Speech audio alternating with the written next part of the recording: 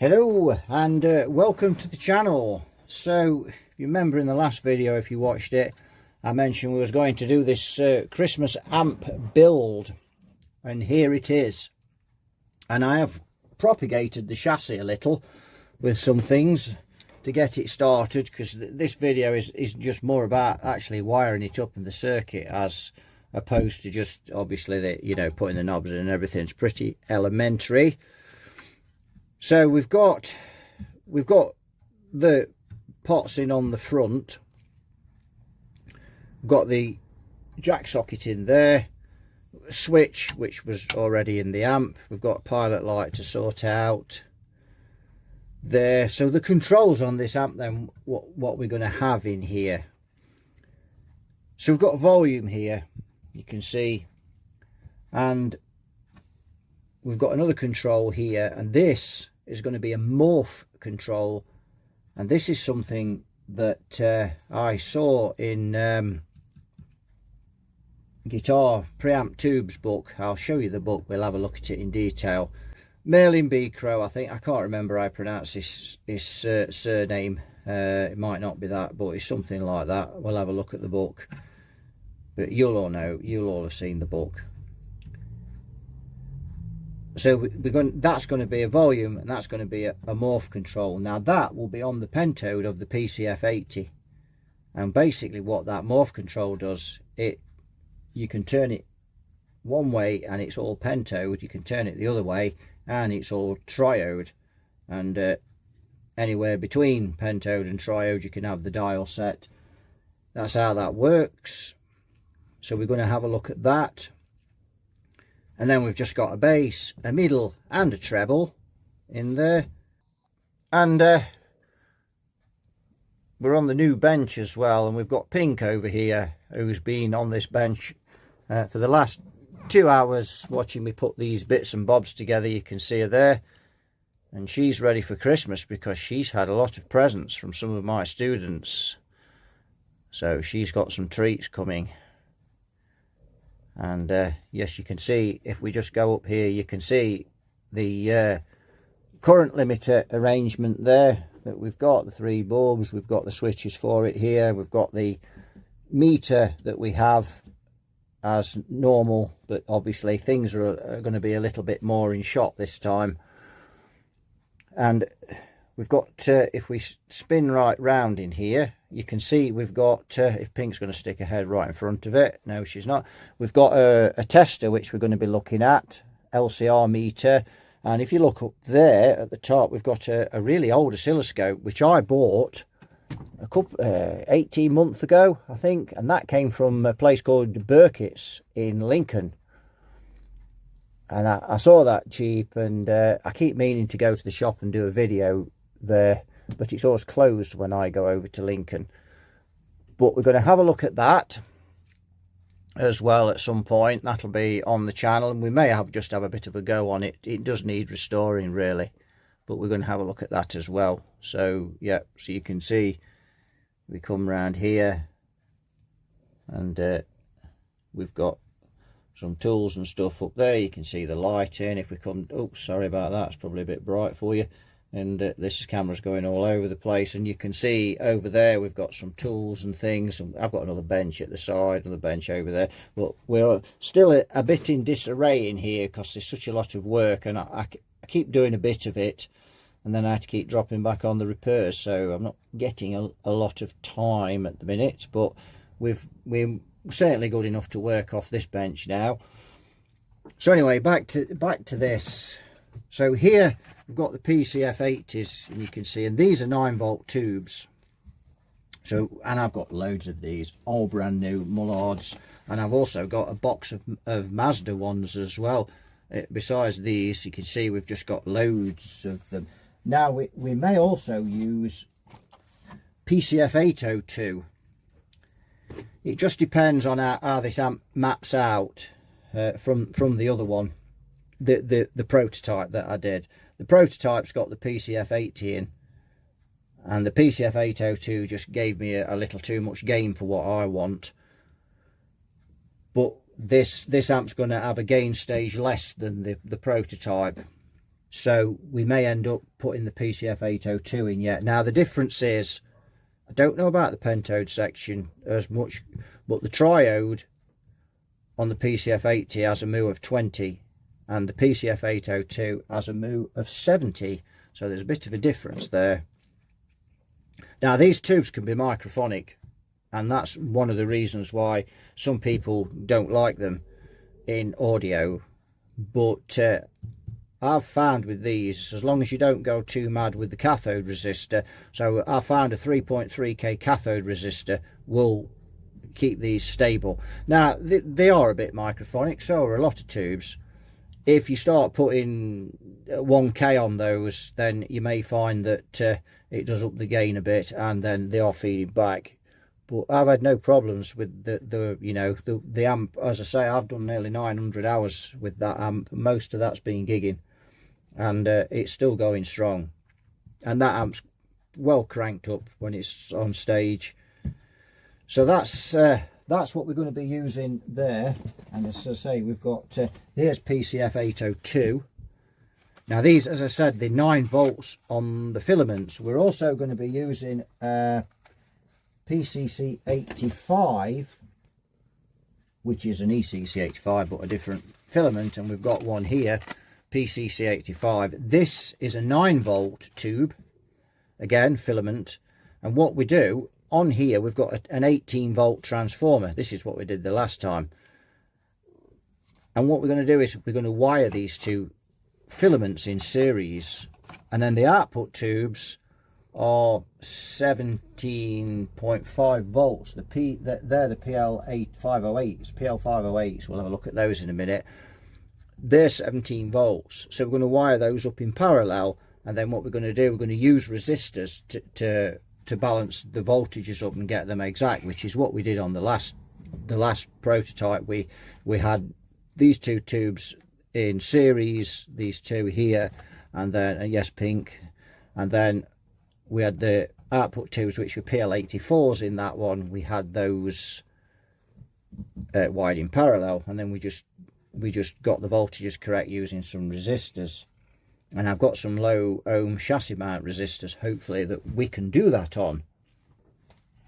So you can see we've got some really tasty tubes. I think I've got about 32 of these Mullards brand new, and the Mazdas I've probably got another 20 or so, I would have thought. And then I've got loads of second-hand ones, and I've got a few in this box, and you can see here there's a Tungs Ram one. I don't know what that is inside. Let's open it up and see if it is. So just put the manual focus on as well. Should we have a look? Lights are very bright in here, and there you see that's a Tungs Ram PCF 80 as well. So yeah, we've got plenty of tubes, and what we'll do is we'll try a few of these. If we use the PCF 80, we'll try, just turn that light over a bit, that's better. We'll try a few of these and just click that and see, you know, just to see which ones are the least microphonic. Now I've also had a gift from a watcher of the channel, and this is Martin, and I actually helped him out with a Sound City. He lives in Germany. He got a Sound City Concorde, and the video that we did on the Concorde really helped him out on that, and he's sent me these as a gift, and by gum, we've got some goodies in here, absolutely brilliant. So we've got, let's just have a look what we've got in there. We've got an F&T 3232 at 500 volts,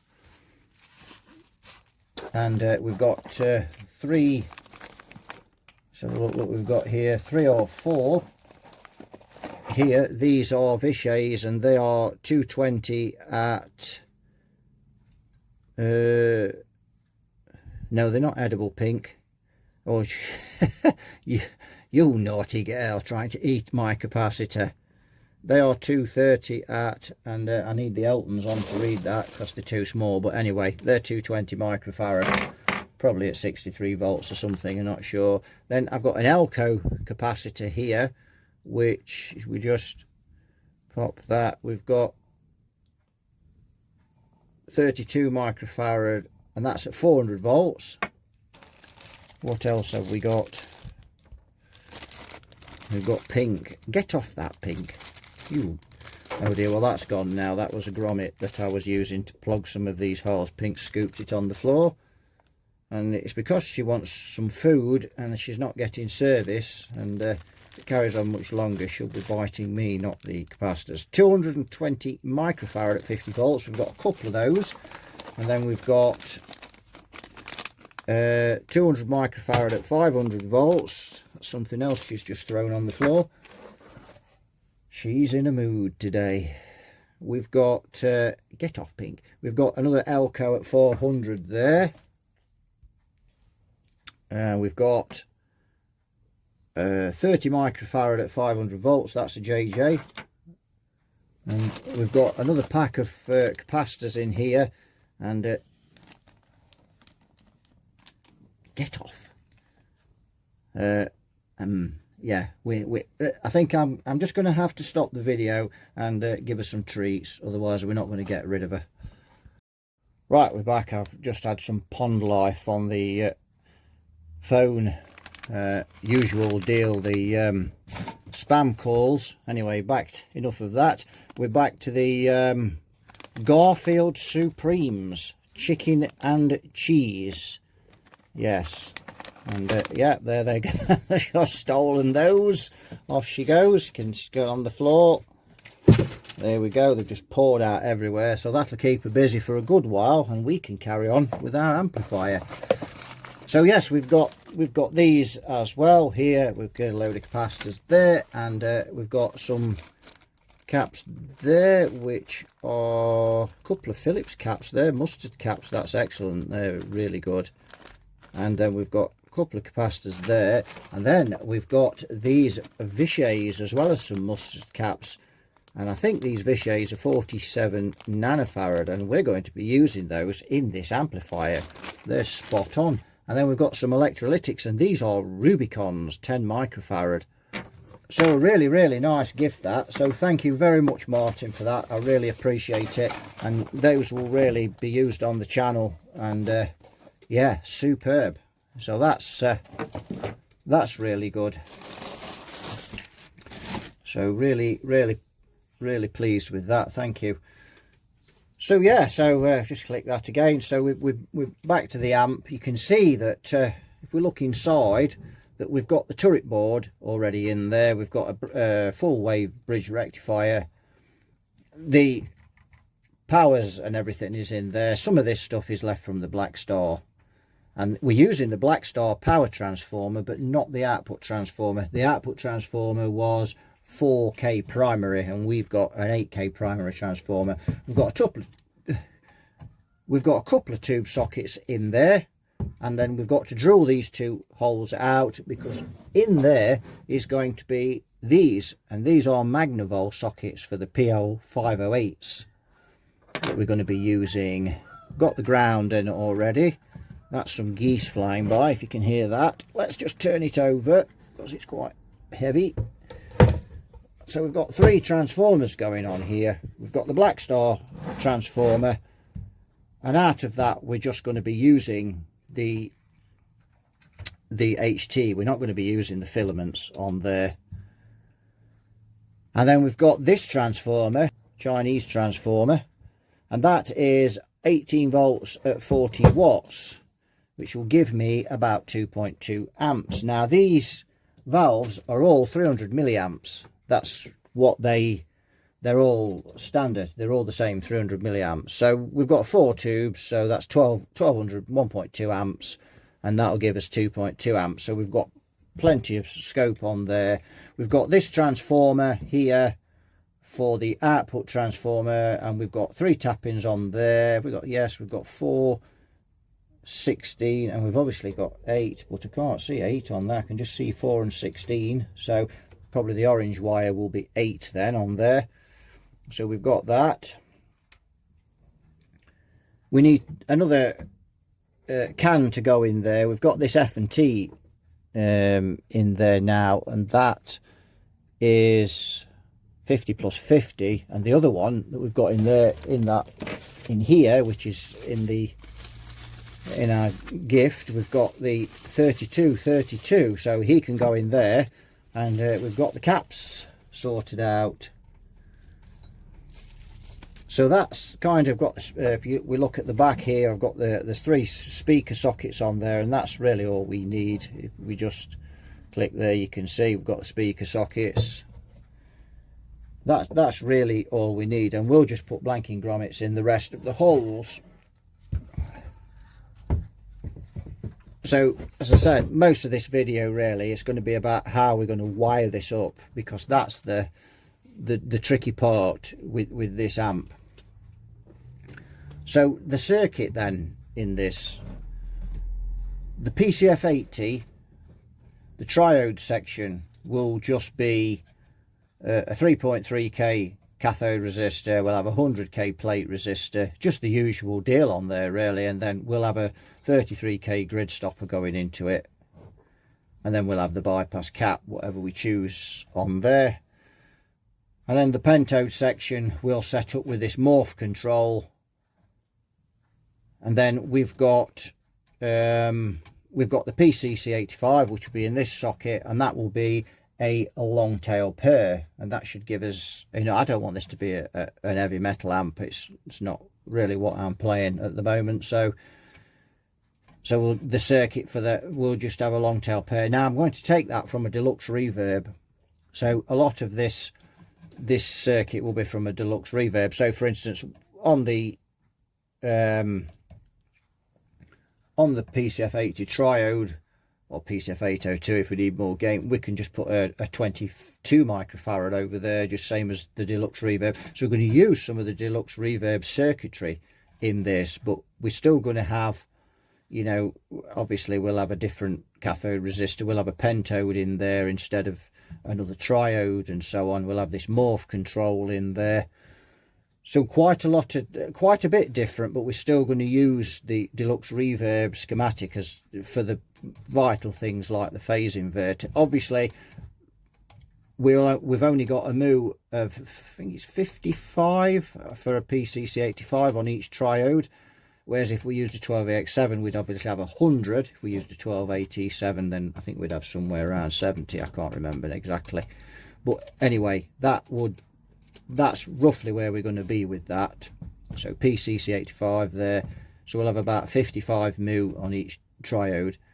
We should have quite a bit of gain from this pentode though, and we're going to put the tone stack between the triode and the pentode, just again like on a deluxe reverb. You've got the first stage, and then you've got the tone stack, then you've got the pentode, and then you've got your volume, and that's where we're going to go with that.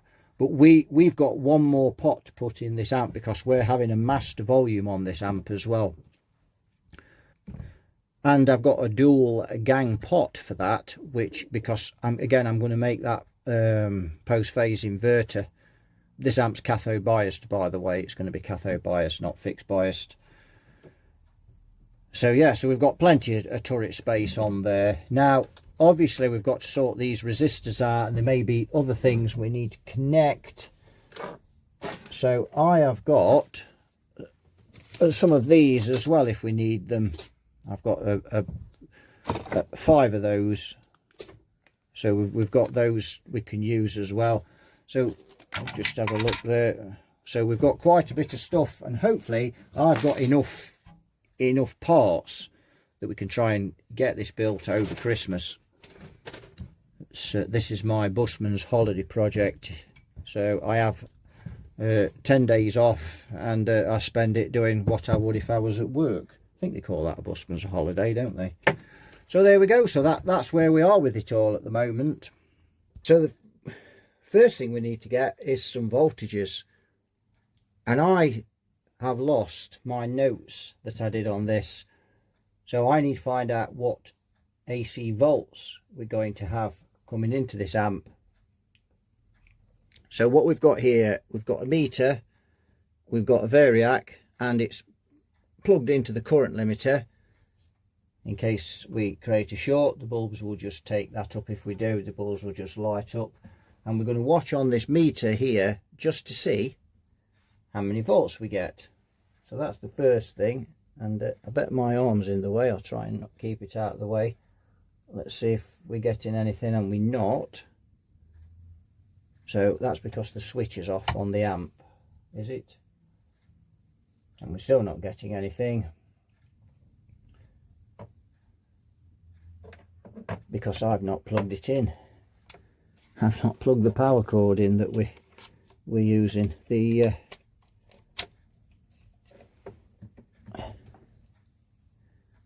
there we go. What do they call them in the States? Suicide cord. That's a brilliant name. Yeah, so let's try that now, and you can see the voltage is going up. And I've got 38 volts on the variac, but it's usually a little wrong. Let me come around the other side. Got to be very careful doing this. We're drawing 80 milliamps, and that'll be obviously will be the variac as well. So we're going up now. Really do need a current limiter if you're doing this, because if you make a mistake, the bulbs will save you. Got 230, there's 240 volts into it, so we're going for the max 240, and that meter on the variac is pretty accurate when it gets up higher. Not when it's lower, it's not very accurate. So at 240 volts then we've got 293 volts. You can see on that meter there, 293, 294 just about, so we'll call it 294.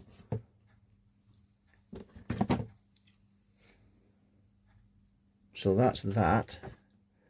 So 294, we'll close down now with that. We'll switch off. 294. So if we times that by 1.4 and 4, we've got 415 volts there. So that's what will hit the caps when this amp is cold. So we've got no problem with the caps because they're 500 volts. And then the tubes will draw that current down. So that's what we're looking for, and this is why I'm not using the PL84s on this amp, because we've just got too much plate volts. They just won't stand it. And I love those tubes, and they sound really great. And in the other amp, I'd already overvolted those by 60 volts on the plates, and I think that was about 310 volts I'd got on those. So you can see on these tubes we've got much more than that. On this transformer, sorry, you can see we've got much more than that. So that isn't going to work at all with those tubes, but it will with these 508s. The filament voltages are about the same. So you can see we've got the data sheet for that tube for this PL508 that we're using.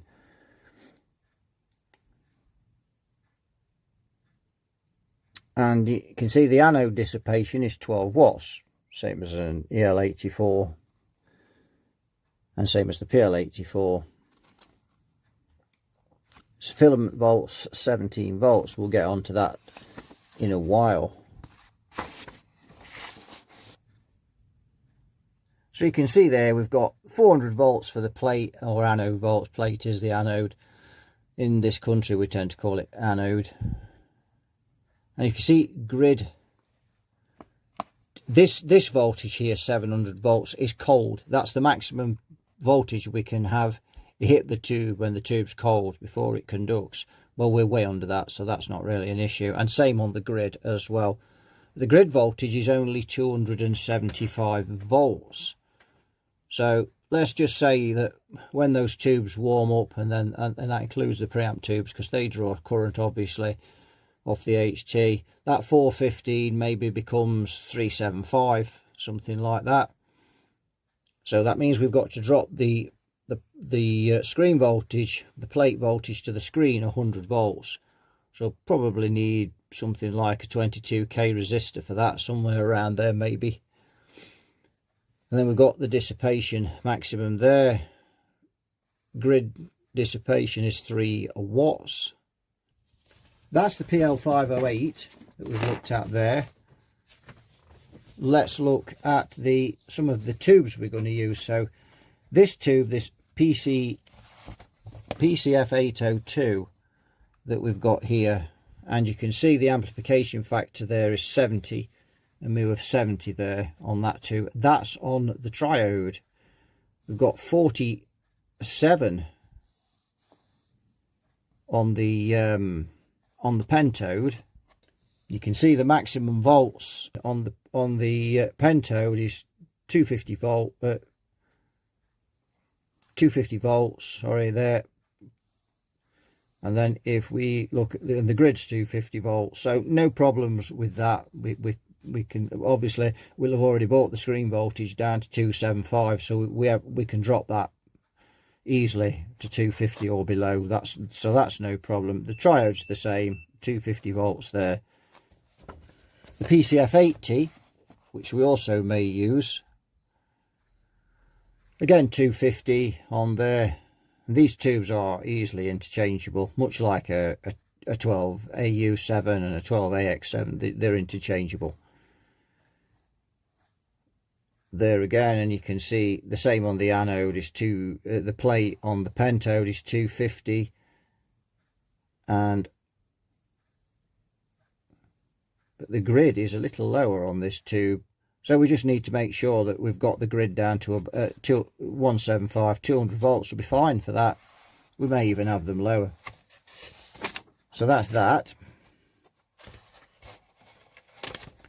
And again, we've got the amplification factor here, if we look, and we've got a mu of 20 for the triode, and again 47 for the pentode. And we've got the Fender AB763 schematic, because we're going to snaffle this circuit part here for the phase inverter. So we're going to look at that, and we're going to probably use the same values of coupling caps. Obviously this amp's fixed bias, so the cathode bias is something we'll need to take a look at. Here's the PCC85 that we've got here. We might just have to zoom in a shade on this. There we go. And you can see there we've got the plate is 250 on that. On there you can see, so that's pretty much easy. Again, there's going to be no problems with that. And if we look on here, you can see that we've got a mu of 50 there for that, so the amplification factor is 50 on each triode on that. So that's a bit of a look at the data sheets, and a look at some voltages. So we've got the PL508 tubes here, and these are brand new Mazda's, new old stock. Just get one of these out, and you can see that there. I think I bought 5 of these, and I dropped one and smashed it, so I was pretty gutted. So yeah, those brand new. So those are what are going in there. Pair of those, and they go in this socket here. There, they fit into those. That's a Magnavox socket, so you can see that there. So that's what we'll be using. Now, I'll be honest with you, you know, I'm no expert amp builder. You know, as I've said before, I'm a competent tech. I repair things. So this, you know, for me, I've built amps before, as I built the prototype for this, but I'm by no means a master amp builder. So we don't really know how this is going to turn out, and that's what usually happens with some of my projects. We don't really know how they're going to turn out. So it may sound brilliant, but it may sound total poo, so we don't know. But obviously we're going to try as best to get this sounding pretty wicked. And the other one sounded great, so There's no reason why we can't get this one the same.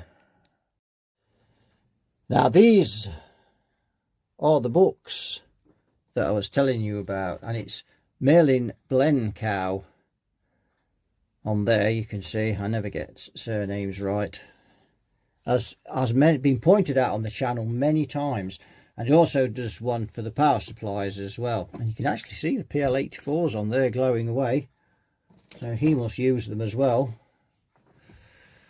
So that morph control is actually in here, and that's where I actually got it from in this book.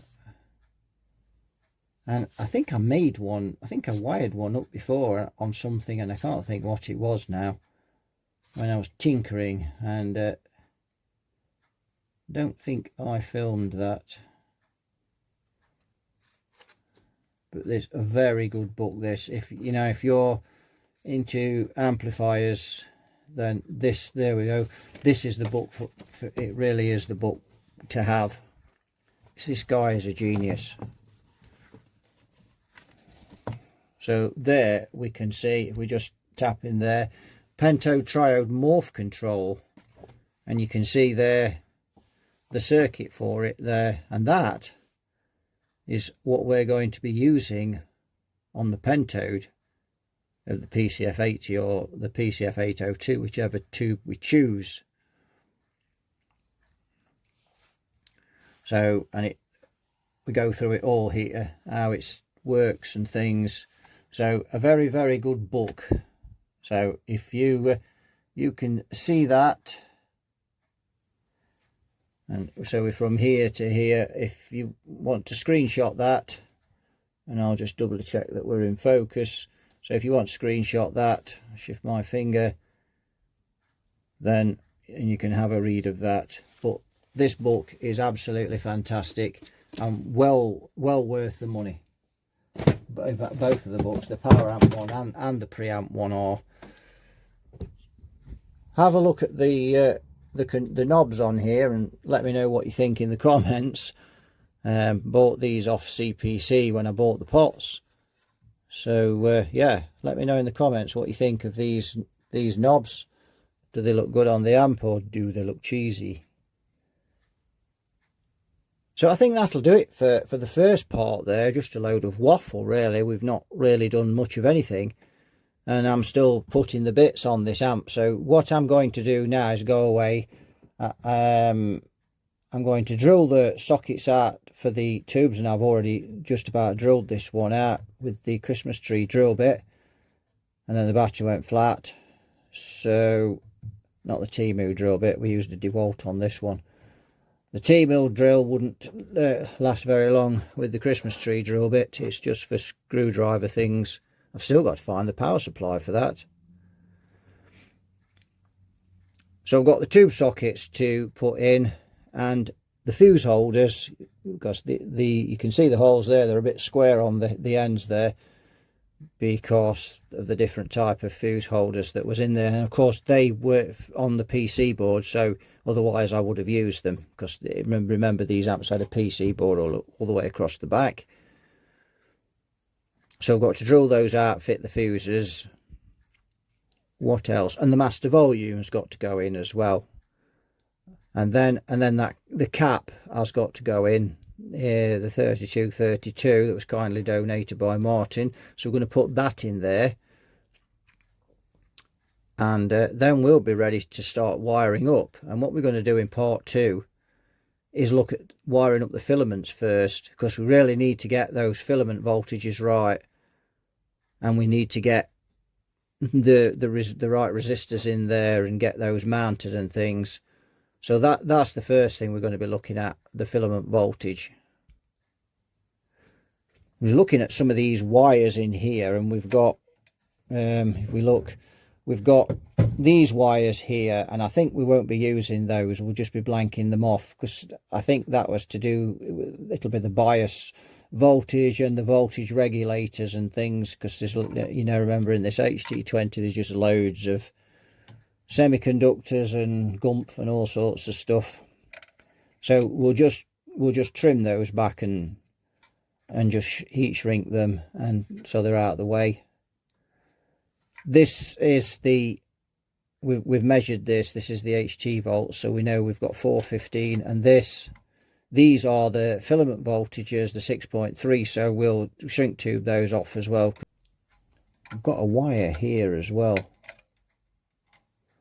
not sure what that, oh no, that's the neutral return to the transformer, that's what that is. Yeah, so just these to lose, and then these two black wires here which need to be shrink tubed as well. But other than that, we're pretty much there with the wiring. And of course the Chinese transformer, and I know everybody's thinking, oh, what are you using a Chinese transformer? Well, for one thing, it's the only transformer I could find that would give me the near volts. You know, we're only a volt out with the power tubes, and we're actually exact with the preamp tubes. We will have to use some resistors though, because I don't think there's enough current to draw down to 18 volts.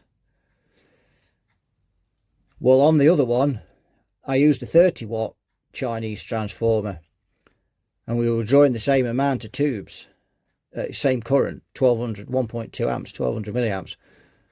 And again, that, you know, that transformer's done nearly 900 hours, and it's still going strong. So, you know, people say, oh, that won't last long, Chinese transformer, but it has, and it's been hammered. And that amp has been in some, you know, in the summers when we've had really hot temperatures, and it's been in pubs that are like nearly 30 degrees, and it's run fine. You know, I expected it to blow, but it hasn't, still going. So I thought, well, we'll get another one that's, you know, reliable enough. And I know you probably think, well, a year's not long on an amp. 2 years, I think I've been running that now. 2 years, probably not, but you know, I think the transformer was only like £21, so it's not like I've gone out and paid 60 quid for it. And I think this one was 27 quid. So yeah, that'll do it for this one then. So no doubt there'll be some interesting comments. And that's okay, because as I say, I'm not amp builder of the year, and everyone knows that. So that'll do it for this one. Thanks for watching. You all take care. And I wish you a Merry Christmas yet again. And I may be wishing you Merry Christmas on a few other occasions up to the 25th of December, because there may be other videos as well. So thanks for watching. You all take care, and I'll see you all in the next one. Bye bye for now.